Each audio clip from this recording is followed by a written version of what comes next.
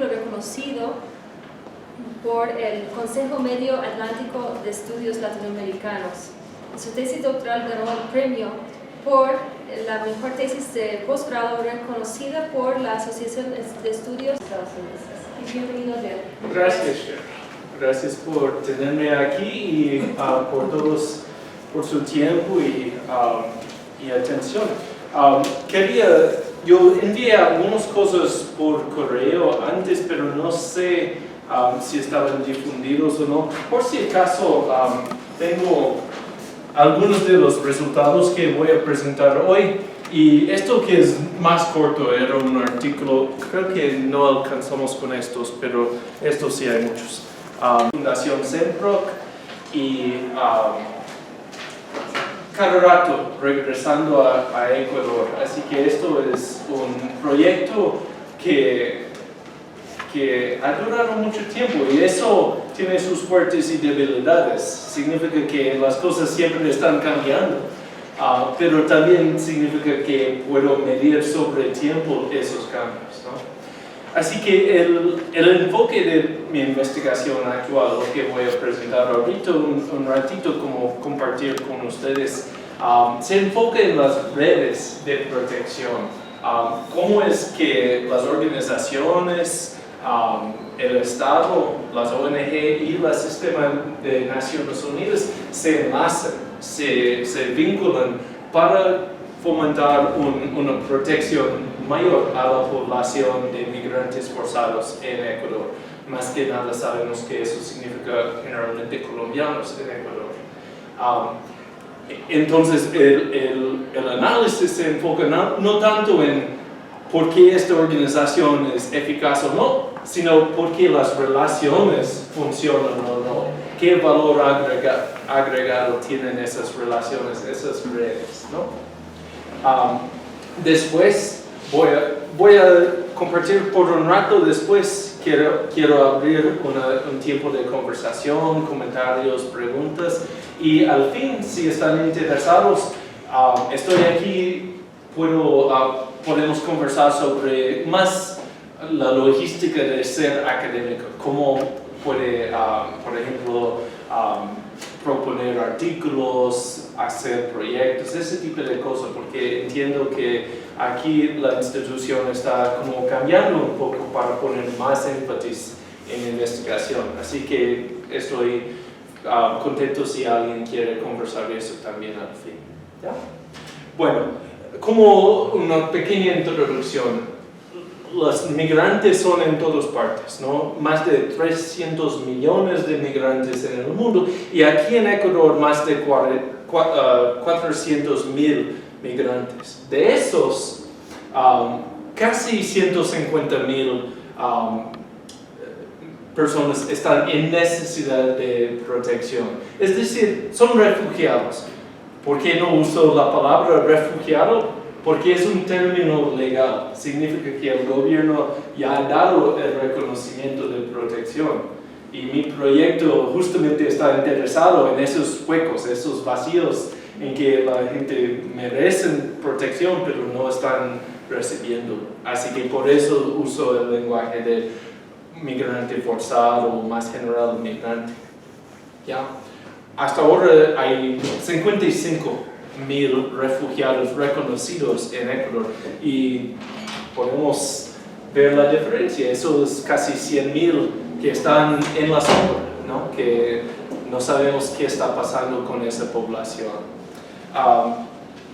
La Constitución de 2008 estaba muy progresivo, innovadora en sus protecciones para esta población. Según la Constitución, este marco como político legal, los refugiados tienen básicamente como los mismos derechos como ecuatorianos y está prohibido la discriminación basada en estatus migratorio. Eso es el marco legal, pero como sabemos no está puesto en práctica muchas veces.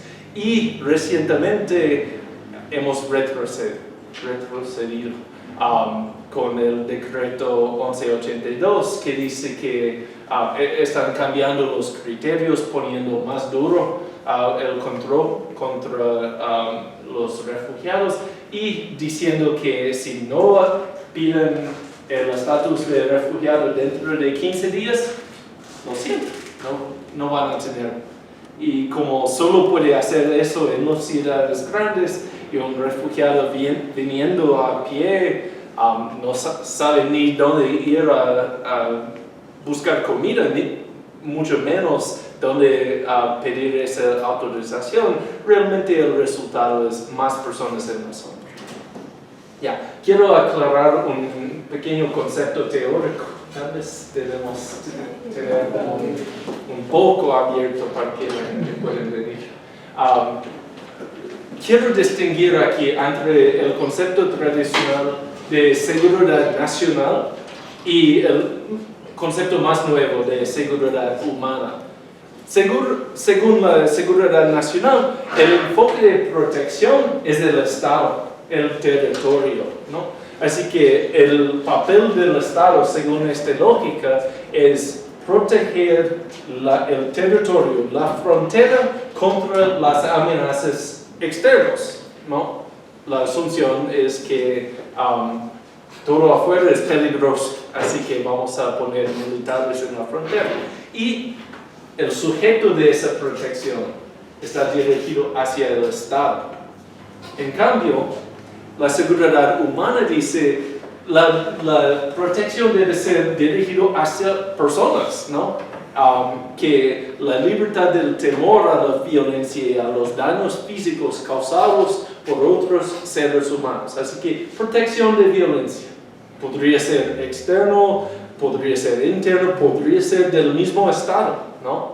Así que es más apegado a la realidad que generalmente tenemos, especialmente aquí en América Latina, cuando guerra entre estados no es tan común, ¿no? Mucho más frecuente es violencia interna. Así que aquí la protección está dirigida hacia el individuo. ¿Por qué es importante esta diferencia? En el caso de la migración hay una paradoja. Los migrantes son personas del exterior. Así que eso significa, según la primera lógica, que son amenazas. Cuerpos extranjeros puestos en el territorio nacional, que por eso tienen que ser excluidos, controlados, ¿no? Para proteger a los ciudadanos. O en cambio, los migrantes son seres humanos, que también merecen protección de sus derechos. Eso es la paradoja, es difícil tener los dos. Así que mi proyecto va a explorar un poco más las implicaciones de esta segunda lógica de seguridad humana.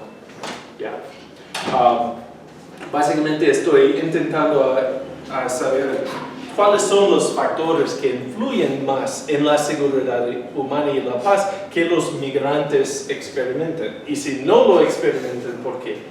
Y cómo fomentan la paz y la seguridad humana las redes que conectan las ONG, el Estado y el sistema de Naciones Unidas.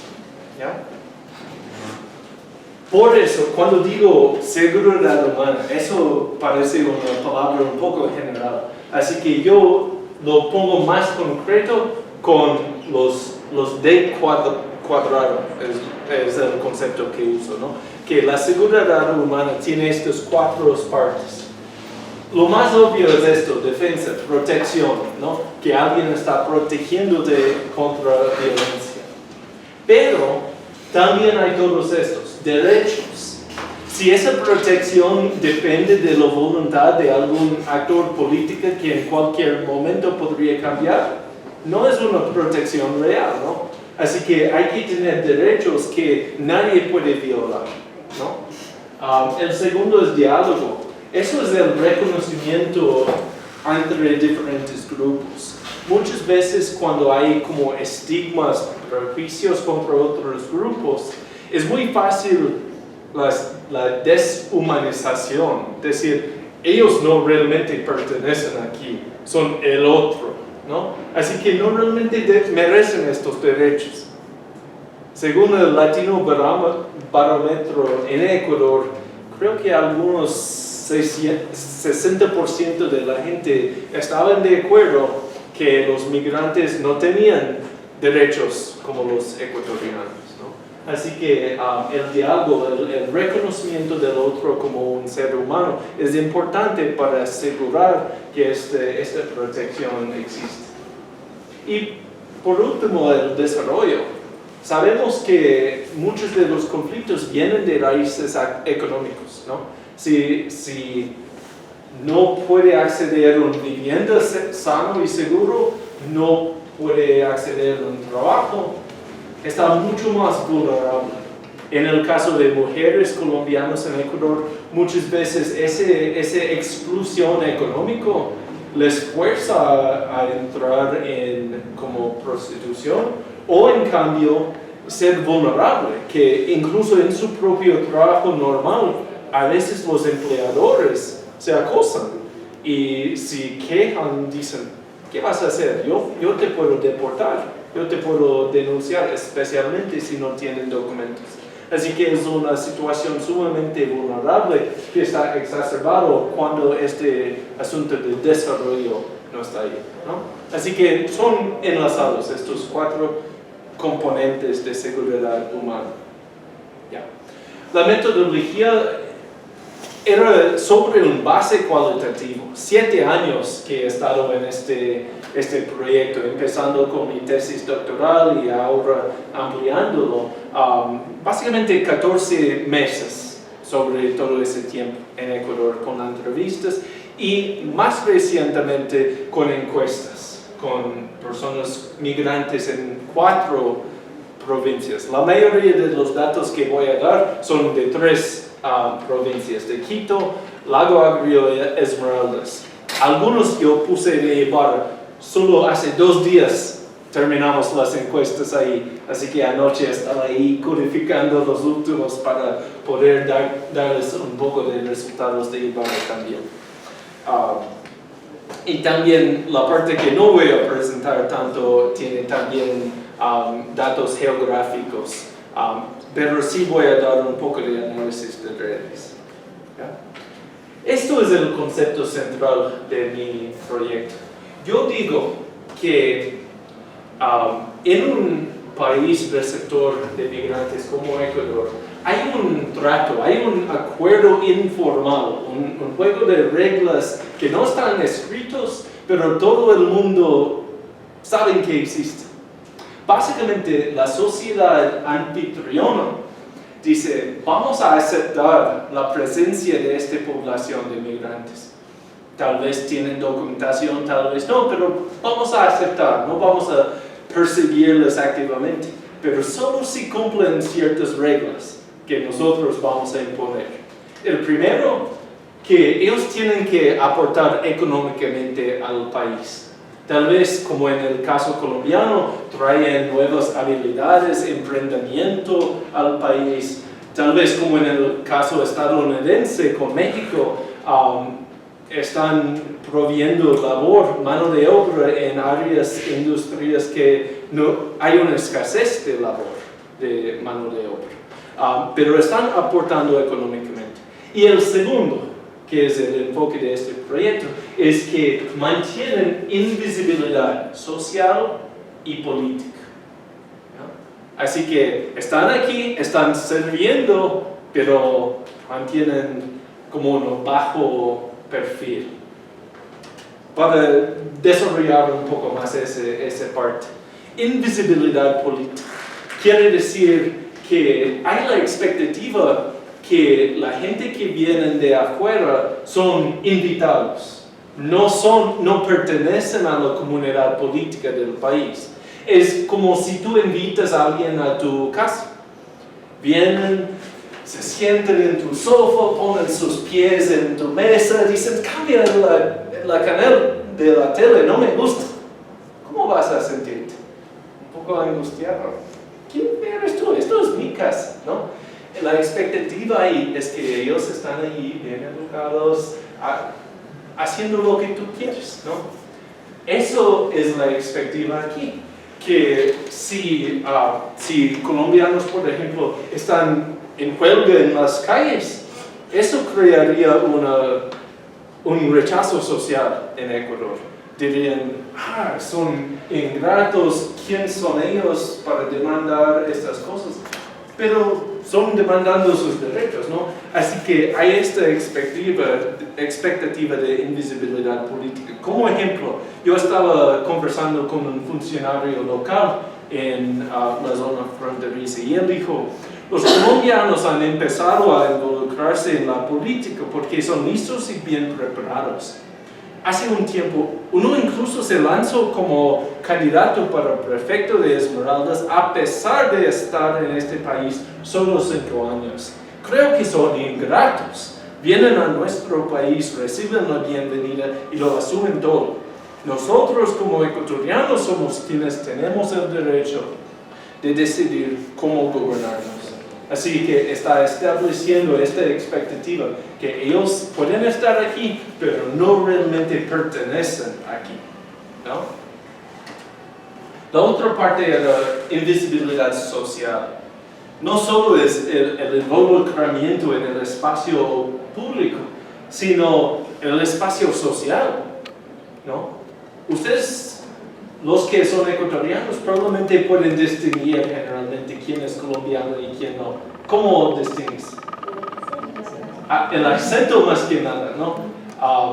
Cuando puede escuchar, ya, eso es colombiano. Una vez en una entrevista yo pedí, porque yo no puedo detectar el acento, pero pedí a la persona, ¿cómo distingues entre ecuatorianos y colombianos si no les escuchan?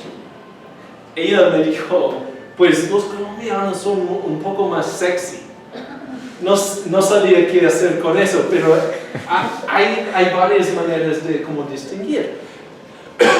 Y eso a veces perjudica a esa población, porque es como un marcador de diferencia, ¿no? Que cuando una persona ecuatoriana escucha eso, es como un señal que evita todos los estigmas, los prejuicios que hay sobre colombianos. Así que, como ejemplo, esta persona colombiana en Quito dijo, yo dejé de vender empanadas en las calles porque estaba asustada.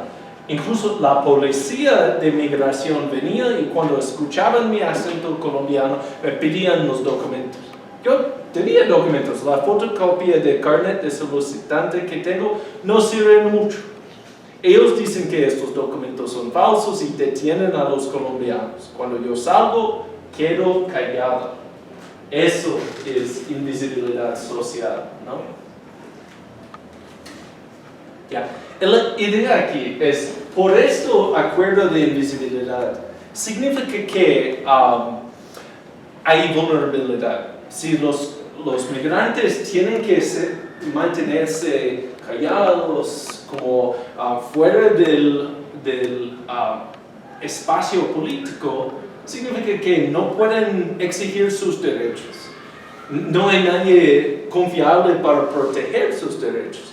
Por ecuatorianos, la asunción sería que el Estado está responsable para dar protección, seguridad a las personas en el territorio. Pero el Estado democrático está responsable a sus personas que votan, ¿no? Los migrantes no votan. Y a veces eso crea incentivos políticos. Si tienes que meterse en un problema, hay un problema entre un barrio y algunos migrantes que viven ahí. El Estado no tiene la incentiva a realmente medir y dar protección a todos. Tiene la incentiva a tomar el lado de los ecuatorianos. Y a veces tienen la incentiva a culpar a los colombianos, porque eso direcciona a la culpa en otras direcciones que no están culpados ellos, ¿no? Eso significa que hay fallas en la protección formal de seguridad por medio del Estado. A pesar de todas las protecciones que hay en la ley y la Constitución, en lo práctico, por estas reglas como informales, no funcionan.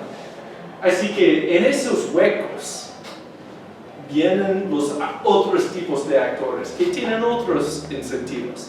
Las ONG, las Naciones Unidas, ¿no? Ellos no tienen que responder solamente a los ciudadanos. Ellos, para ser claro, ellos tienen otros tipos de incentivos. No es que ellos son ángeles y el Estado no digo eso, solo que tienen diferentes tipos de incentivos. Así que ellos pueden formar como aliados, intermediarios casi, negociando entre el Estado y la población migrante. Muchas veces organizaciones como ACNUR, HIAS, Servicio Jesuita, ellos tienen como su misión dar protección a esta población. De ahí depende su financiamiento, su éxito. Así que ellos tienen una incentiva a articularse con el Estado y negociar. También tienen acceso a la población. Eso es importante, porque muchas veces los migrantes no van a ir directamente al Estado para pedir protección. ¿Por qué? Tienen miedo, ¿no? Porque ¿viste esa quotación de la señorita refugiada? Tienen miedo que el Estado va a quitarles, deportarles, ¿no? El Estado tiene un doble rol de ofrecer protección, pero también para enforzar las leyes.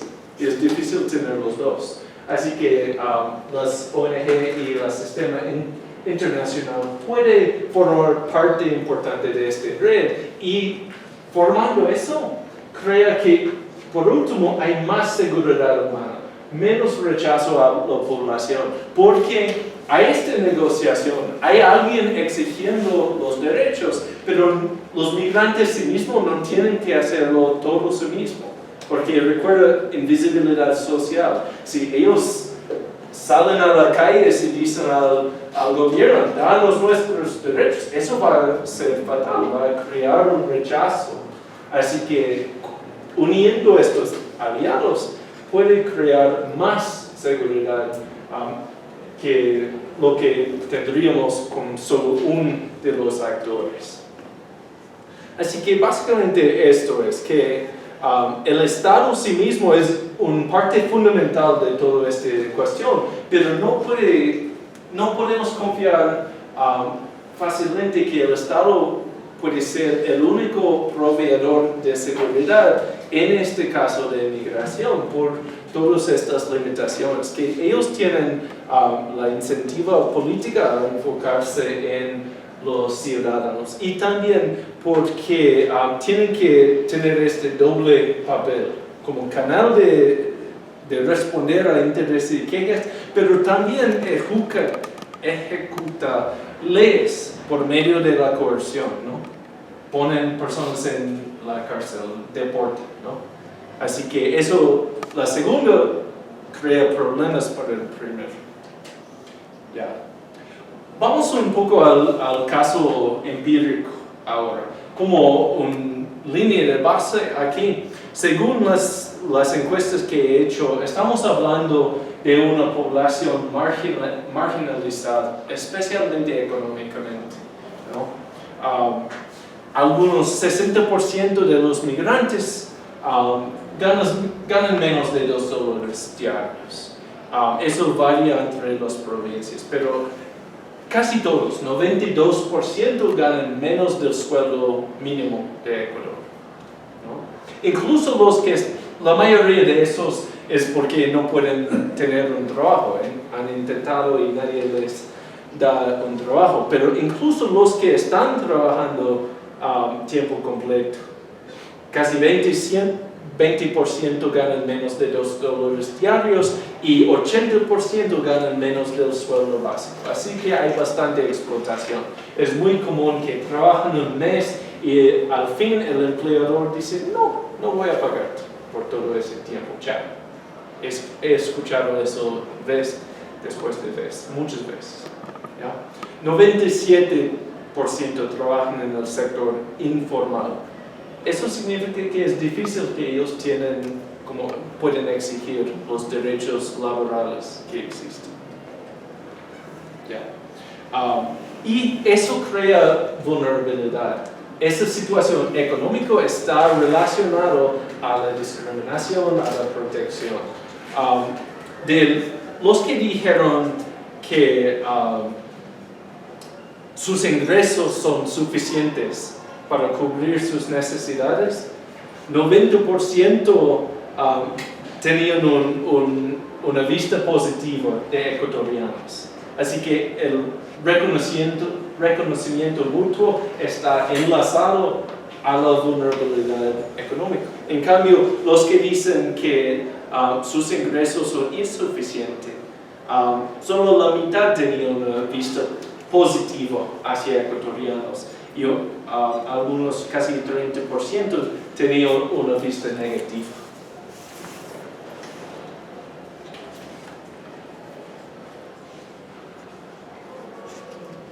El 73% de los migrantes que yo entrevisté se han sentido discriminados en Ecuador. Así que es altísimo ese problema, ¿no? El reconocimiento mutuo es difícil. Pero hay factores que influyen esa tasa, ese nivel. Por ejemplo, si están interaccionando o no. Si ellos tenían una interacción diaria con ecuatorianos, más del 60% tenían una vista positiva hacia ecuatorianos. En cambio, si no tenían interacción diaria, tenían como 35% que tenían una vista positiva y el mismo número tenía una vista negativa. Así que más interacción quita esa deshumanización y significa que entiendan entre grupos como seres humanos, ¿no? Y también eso influye si se sienten discriminados o no. Los que dicen que son discriminados son más las personas que no tienen interacción diaria con ecuatorianos. Son más aislados de la sociedad anfitriona. Creo que no puedes ver esto. Estos son algunos muros del Lago Agrio que algunos niños pintaron, mostrando las similaridades entre ecuatorianos y colombianos. Aquí hay dos chicos, uno tiene una camiseta de Colombia, otro de Ecuador, pero casi son iguales. Jugando fútbol, que es algo compartido, están enfatizando ecuatorianos y colombianos forjando un mundo de paz, ¿no? Similar aquí.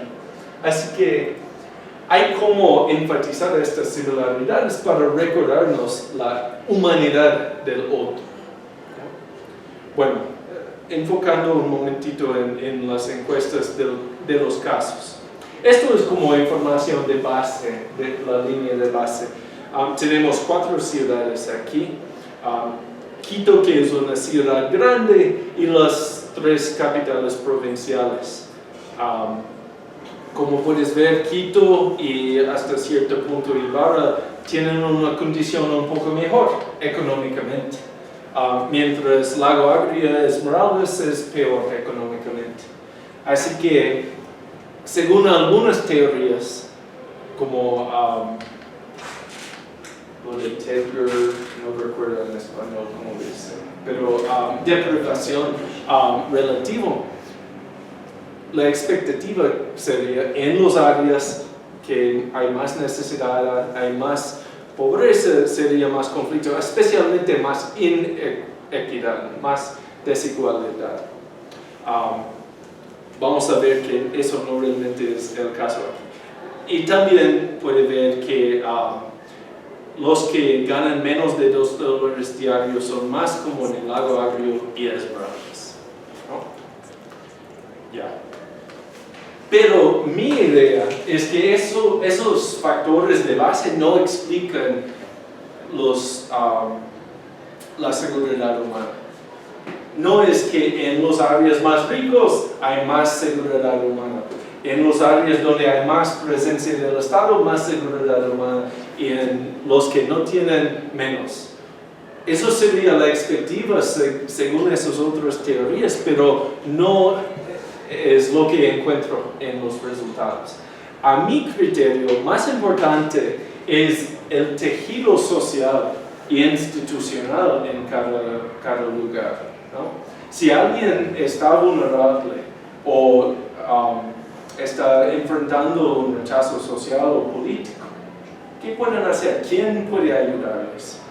Si están completamente aislados socialmente, van a quedar en esa vulnerabilidad, pero si hay una red de organizaciones que están dispuestos y están ahí capaces de ayudarles, va a crear más puntos de acceso a los recursos, derechos y reconocimiento que necesitan. Así que la idea es que yo he hecho un análisis de redes en cada uno de estos sitios. Y aquí es un ejemplo, ¿no? Cada cuadro representa una organización.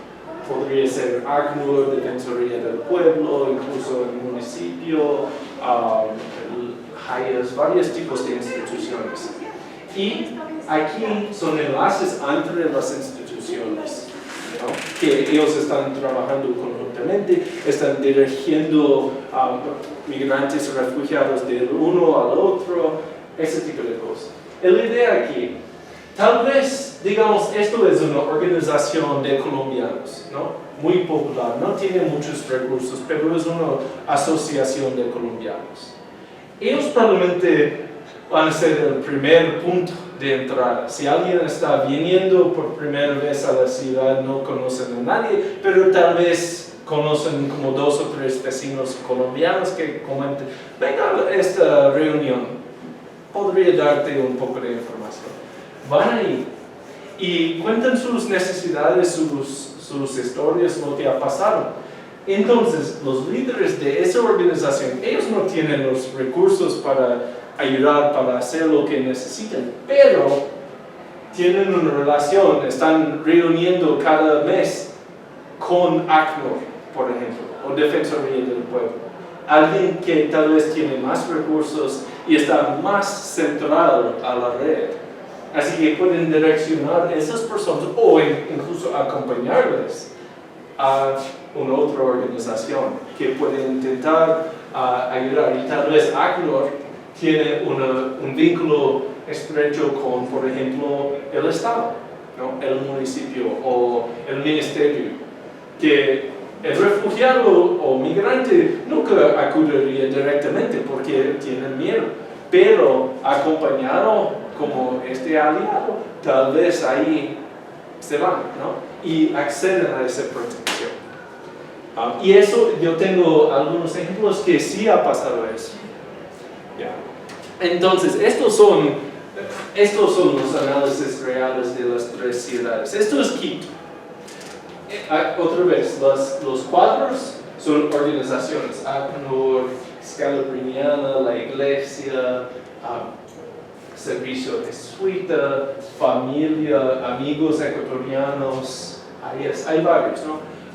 Y las líneas representan migrantes compartidos, que los mismos migrantes están acudiendo a los dos. Eso significa que hay un enlace entre las organizaciones. No es un indicador perfecto, pero es lo que tengo como datos, ¿no? Y como grueso es la línea, significa qué fuerte es el enlace. Así que para Quito puede ver, hay muchas organizaciones, pero realmente más que nada está aquí, entre ACNUR, su socio y la iglesia, ¿no? Los otros son como conexiones delgaditas y no sé si puede ver o no, pero el único del Estado que está aquí es la Cancillería. Y es un poco estrecho la relación, ¿no? No está completamente metido en la red. Ve la diferencia entre esto que es Quito y esto que es Lago Agrio. Puede ver que aquí son mucho más articulados. Todas estas organizaciones tienen relaciones mucho más fuertes, más gruesos, ¿no? Tenemos aquí HIAS, ACNUR, Fundación Tararita. La Cancillería es más metido, puede ver más líneas y más gruesos. El Programa Mundial de Alimentos, Cruz Roja, organizaciones de inmigrantes, municipio. Hay varios tipos de organizaciones más articulados. En Lago Agrio tienen varios meses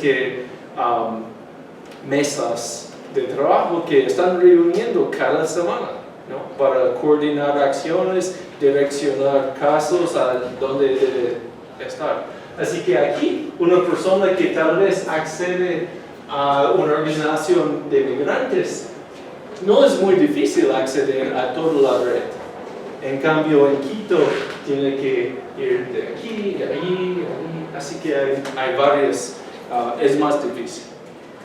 Y por último, Esmeraldas, que es sumamente débil la red.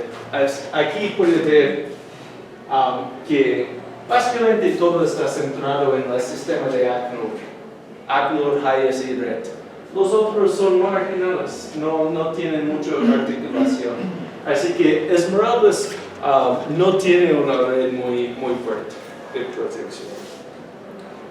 Entonces, ¿qué son los resultados? ¿No? Recuerden mis de cuadrado, aquí son, y hay aquí algunos indicadores. En derechos, ¿qué es la tasa de discriminación? Y puede ver, Quito tiene lo más. 83% de los migrantes en Quito dicen que han sentido discriminados. En cambio, Lago Agrio, menos de 60%. Así que esto es la opuesta de lo que estábamos esperando desde una perspectiva económica. Recuerda, Quito tiene más presencia del gobierno y más plata, mientras Lago Agrio es más pobre y menos presencia del gobierno, pero ellos tienen los mejores resultados en términos de derechos de discriminación, ¿no? Así que económica no puede explicar lo que está pasando ahí. Percepción positiva hacia ecuatorianos. Otra vez, Quito es bajo. Un tercer parte de los migrantes tienen una vista positiva hacia ecuatorianos. En cambio, todas las provincias es 2/3 de la población que tienen una perspectiva positiva, ¿no? Así que reconocimiento y diálogo mejor en las otras áreas y especialmente el Lago Agrio. Mientras hay esos enlaces más fuertes, una red más articulada, mejores resultados para seguridad humana. Incluso violencia. Aquí en Quito hay 37% de los migrantes han sido víctimas de un delito violento. En cambio, Lago Agrio, un cuarto. 24%. Así que en Quito hay más violencia contra migrantes que en Lago Agrio. Yo tengo que es muy nuevo sobre Ibarra y todavía no he tenido tiempo para analizar por qué Ibarra tiene tan alto nivel de violencia hacia migrantes. Así que eso es para el futuro, para explicar lo que está pasando. Pero en el área donde hay esa red más fuerte, hay mejor protección. Y aquí hay conectividad, el número promedio de conexiones institucionales. Yo pregunté de cuáles instituciones ha recibido ayuda desde que viniste a Ecuador. Así que en Quito 1.4 por promedio. En cambio, Lago Agrio 2.3 por promedio, así que más articulado, más conexiones. Ok, y aquí solo para darle un poco de perspectiva sobre la confianza que tienen en estas instituciones. Así que puede ver básicamente como así la confianza que los migrantes tienen en las instituciones. Y si ves, no puedes ver la diferencia de color, pero las organizaciones ONG y de Naciones Unidas, por lo general, mientras más conocen de esa institución, más confían. Así que ACNUR, Hayes son los más conocidos y también los más confiados. En cambio, instituciones del Estado, aquí está la Cancillería, allí está la policía, más conocido, menos confiado. Este barra de la policía es muy alto, de ninguna confianza, ¿no? Defensoría del Pueblo y los juzgados. Así que esto es lo que yo estaba comentando antes, que el Estado como el agente de proveer seguridad es peligroso porque no confían en esas agencias, así que no van a acudir y van a mantenerse en vulnerabilidad. Esto es como una comparación de ciudades. Probablemente para esta audiencia no voy a profundizar mucho. Cuando tengo representantes de todas estas instituciones, ellos están ahí anotando cómo es mi nota, voy a ver. Pero si te interesa, están en esos informes. Eso tal vez es un poco interesante. Yo hice una encuesta en 2009, 2010 y también este año pasado, así que podemos comparar sobre el tiempo. Esto solo es Quito, porque esa encuesta antes solo era en Quito, pero puede ver cómo han cambiado las instituciones, quién ha subido en confianza y quién ha bajado. Y los que han subido más son ACNUR, Asylum Access y Hayes, básicamente el sistema de ACNUR. Y tal vez una sorpresa, la policía han cambiado un poquito, que parece que están mejorando un poco, que han tenido capacitaciones de derechos humanos y por lo menos un poquito están siguiendo. Los que han básicamente perdido confianza, las organizaciones de migrantes, como organizaciones de colombianos, son mucho más débiles ahora comparado con antes. Y a mi criterio eso es triste, porque ellos pueden ser casi la vanguardia, ellos están al nivel popular y pueden ser la primera entrada a la red. Así que yo creo que es triste que ha debilitado a ellos. Y también Defensoría del Pueblo y un poco la Iglesia. Esos han bajado en confianza. ¿Cómo podemos poner todo esto como un resumen? Yo digo que estos resultados nos muestran que hay algo más que solo defender con un Estado fuerte contra amenazas exteriores, y también hay algo más que poner más recursos. Hay que pensar de las relaciones entre organizaciones, las redes más densas que enlazan las ONGs, organizaciones internacionales y el Estado. Crearon más puntos de acceso para los migrantes a seguridad humana, a esos D cuadrado. Repito, no estoy diciendo que el Estado es malo, ONG son buenos, así que enfocamos todo en ONG. No, el Estado es un actor fundamental en la red, pero no puede hacerlo solo. Tiene que estar articulado con estas otras organizaciones. Por eso las redes de protección más diversas no tienen los mismos limitantes políticos como el Estado intentando hacer todo su mismo. Podrían contribuir con recursos, normas transnacionales y otros tipos de incentivos que puede ofrecer una mejor protección. Es importante darnos cuenta que la interacción significativa entre migrantes y ecuatorianos reduce la deshumanización y mejora las relaciones entre los grupos. Es decir, necesitamos más espacios en que los migrantes pueden ser visibles. Intentar darles un espacio, pero de una manera que no invoque ese rechazo social del acuerdo de invisibilidad. Y la seguridad humana y paz integral fueron más altos, donde la red de protección era más denso, más diverso, no donde el Estado era más fuerte, ni donde la escasez era más baja. Así que esas redes son importantes. Como recomendaciones prácticas que yo diría al Estado, a Naciones Unidas, hay que coordinar mejor entre las organizaciones. diversas de la sociedad civil y el Estado. Muchas veces, especialmente con el Estado actual, hay el criterio que nosotros vamos a hacerlo, la sociedad civil necesita quedarse a un lado. Y dentro de las ONGs, muchas veces todo es de una lógica del proyecto. Estos son nuestros indicadores, nuestras metas, tenemos un año y chao. Y no hay la articulación con el Estado que va a estar ahí sosteniéndolo después. Así que de los dos lados hay que tener mejor articulación. Fortaleciendo las organizaciones de base es una estrategia sumamente importante, porque son ellos que son el primer punto de entrada a esta red. Así que ellos tienen que estar vivos. Y ahorita, lamentablemente, son mucho más débiles. ¿Ya?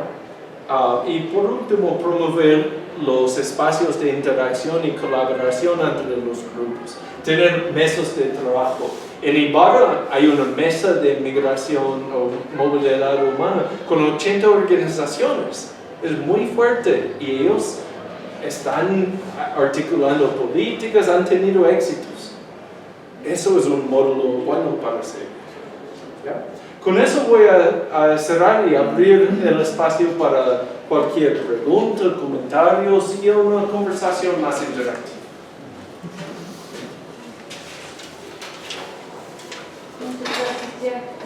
¿Vamos a hacer unas preguntas?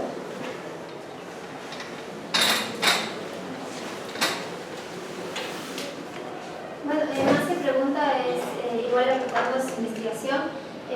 Actualmente estoy realizando una investigación sobre los mecanismos de integración que tiene el Estado ecuatoriano con las personas refugiadas, y mi campo de estudio fueron las personas del Lago Agrio y de Quito. Entonces, tal como comparando los dos lugares, ¿no? O sea, sí, fronterizo y la gran ciudad. Y al igual que los datos que usted está presentando, es verdad, o sea, en Quito, a pesar de que, bueno, o sea, en los casos que nosotros pudimos investigar, viven de mejor manera en el tema físico, o sea, pueden vivir en un departamento, con un mismo baño, ahí.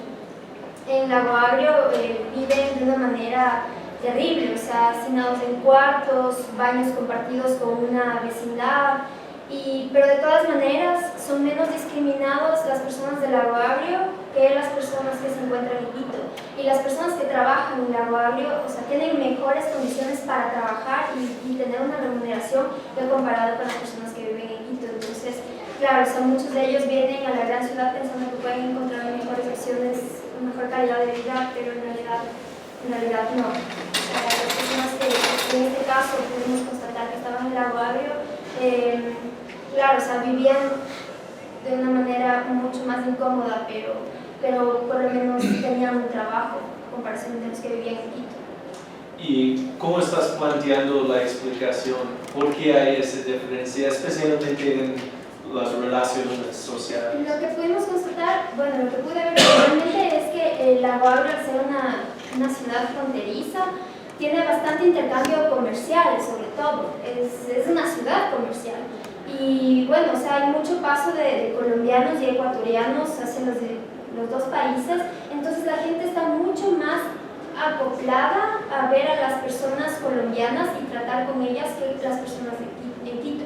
Que en Quito por lo general es como, es ladrón, es colombiano, es narcotraficante, o sea, viven con esos prejuicios, al contrario que las personas que viven en Lago Agrio, que están mucho más en contacto con ellos. Sí, estoy de acuerdo. Y mientras he estado ahí en las provincias preguntando y intentando entender la situación, me di cuenta, yo todavía estoy convencido de esta explicación de redes, pero abajo de eso hay otra pregunta. Entonces, ¿por qué es más fuerte la red en Lago Agrio que aquí? Y tal vez este tipo de cosas podría ser. Alguien me sugirió, Lago Agrio es una ciudad nueva, ¿no? Casi todos son migrantes ahí, internos o externos. Estaban nacidos en los años 70, ¿no?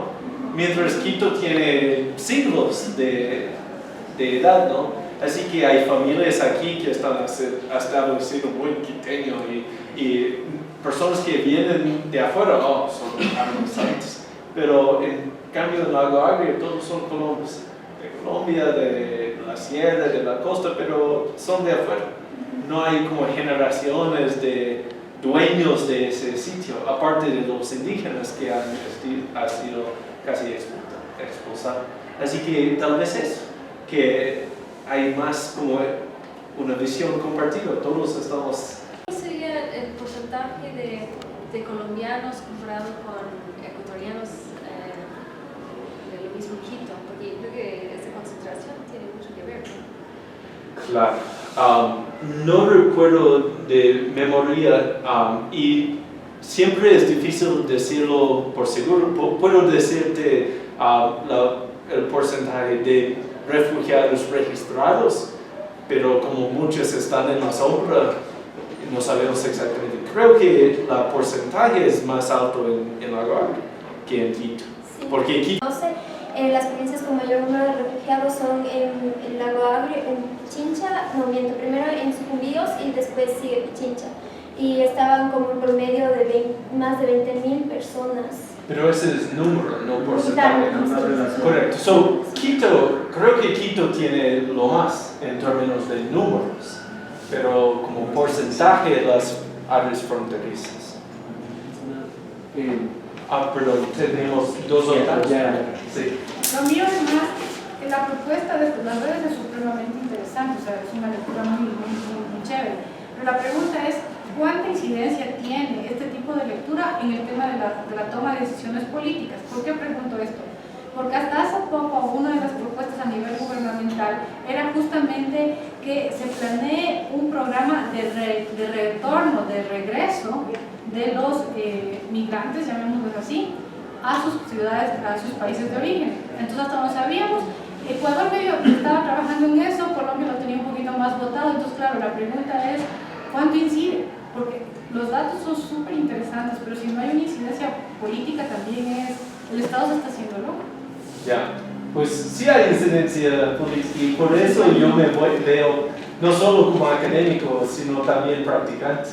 El primer foro que tenía en Flaxo el otro día tenía Defensoría del Pueblo, Asylum Access y un líder colombiano ahí y representantes de todas las organizaciones. Así que la idea es que este conocimiento está informando la toma de decisiones. Tú dices sobre esta idea de retorno. En el caso ecuatoriano no es sentido, porque 98% de los migrantes forzados son colombianos. Y sabemos que Colombia tiene una guerra de 50 años. Y una solución duradera no puede ser devolverles a un país donde van a estar matados, seguros. Tal vez el proceso de paz en el proceso más largo va a ser más posible. Eso ha pasado en otros países, pero no va a ser una solución duradera como el corto plazo. Así que los otros dos son reasentamiento a un tercer país o integración local. Y básicamente el tercero es lo más factible. Ha aumentado un poco más el reasentamiento. Brasil, Chile, Argentina, algunos más en el marco del Plan de Acción de México están acogiendo un poco más, pero solo los más vulnerables, los más perseguidos. En mi encuesta pregunté, en 5 años, ¿dónde crees que vas a vivir? Y la mayoría dicen todavía en Ecuador, aunque había una tasa alta que quería, creo, ¿no? Estar en otro país, como 20-30%, mientras la tasa actual es muy poco. Pero solo como 7% dijeron que van a estar en Colombia otra vez. Así que no tienen esa expectativa. Así que básicamente el proyecto de incidencia es articular entre todas estas organizaciones para dar estrategias enfocadas en el último, lo de integración local. Cómo convivir de manera eficaz y pacífica, porque los otros dos no son factibles. Sí. Bueno, justo bueno, algunos datos del año pasado de ACNUR, de un trabajo que estaban realizando con ACNUR, sostenía que el retorno no era la primera opción para los colombianos que estaban ni siquiera en la frontera, aunque de pronto llega a aumentar un poquito más en Quito, en ciudades que están un poco más alejadas, ¿no? Pero a mí me causó curiosidad qué discusión hay o qué análisis, digamos, ha realizado usted a partir de ese trabajo sobre el tema de la formalidad o informalidad de estas redes y de las instituciones, digamos, que están funcionando alrededor de estas redes, ¿no? Porque eso también daría pistas un poco sobre la necesidad de acción de la política pública alrededor de esa población, ¿no? Y por otro lado, ¿qué presencia ha habido o pudo usted ver alrededor de parte de la institución, de actores colombianos, tanto digamos gubernamentales como no gubernamentales? Porque ha habido bastante ruido, si se quiere, respecto de la vinculación a la ley de reparación de víctimas en Colombia de la población migrante que está en el vecindario, ¿no? Entonces no sé si ha venido habiendo alguna acción. Usted de los colombianos mismos. Sí, digamos, de actores colombianos, gubernamentales y no gubernamentales, en estas redes que usted estableció. Ya. Pues formalidad versus informalidad es complicado. Obviamente hay beneficios de tener la